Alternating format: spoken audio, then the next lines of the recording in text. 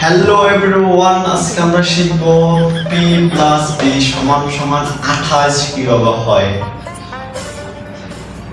তো এখন দেখতে থাকো, আমাদের সাথেই থাকো কিভাবে p প্লাস b 28 হয়। এখন কি করব, একটা p থেকে একটা শূন্য কেটে নিব, একটা শূন্য কেটে এখানে বসাবো, একটা শূন্য কেটে এখানে বসাবো, একটা p থেকে আরেকটা শূন্য কাটতে হবে, আরেকটা শূন্য এখানে বসালাম। এখন দেখো বাচ্চারা, 1 যোগ 1 কত হবে? 2। ঠিক ধরতে পারছো, 1 যোগ 1 2।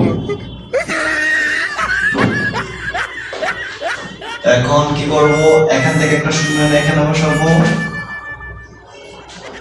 এখান থেকে একটা শূন্য নিয়ে এখানে বসাবো।